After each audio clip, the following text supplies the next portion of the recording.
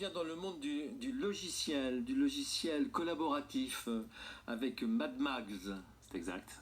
C'est le nom de l'éditeur que vous avez créé, Youssef Raoui, bonjour. Bonjour Jean-Marc. C'est quoi la spécialité de votre logiciel collaboratif? Parce qu'il y en a d'autres sur le marché. Tout à fait, vous avez raison. C'est un logiciel qui ne fait qu'une chose. Il permet de créer de façon collaborative des magazines. Des magazines papier? Papier et numérique, les deux.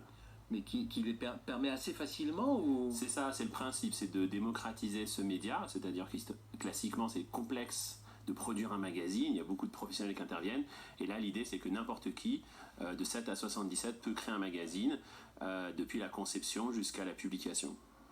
Oui, mais le logiciel facilite la mise en page, l'édition, la tenue. Tout à fait. Il ne va pas écrire le magazine. Ça non, il faut qu'on vous le laisse faire. Il faut quand même remplir les rubriques, les humains. Il y a un marché pour ça? Oui, on est particulièrement populaire dans le domaine de l'éducation, oui. Puisque on doit avoir à peu près 30% de part de marché sur école, collège et lycée. Oui. Avec des usages comme le journal de l'établissement, un voyage scolaire, un rapport de stage, un exposé, etc., des projets d'éducation aux médias, etc. Vous faites combien de chiffre d'affaires alors? C'est 1,5 million. Vous êtes créé depuis combien de temps? L'entreprise en activité depuis 2010 et l'éducation dans le secteur depuis 6 ans. Parce que vous êtes rémunéré comme tous les éditeurs de logiciels, c'est-à-dire à la location. Oui, en fait, il y a un modèle freemium, comme on dit dans le jargon, c'est-à-dire une partie gratuite et des options payantes.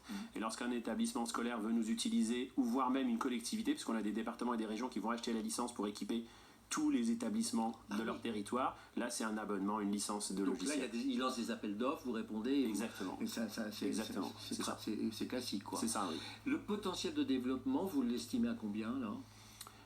En matière de chiffre d'affaires ou d'utilisateurs? Oui, en matière de chiffre d'affaires. Chiffre d'affaires, c'est assez considérable. On va dire qu'en France, il y a à peu près 60 000 établissements scolaires. Maintenant, c'est à l'international aussi, il y a des écoles partout.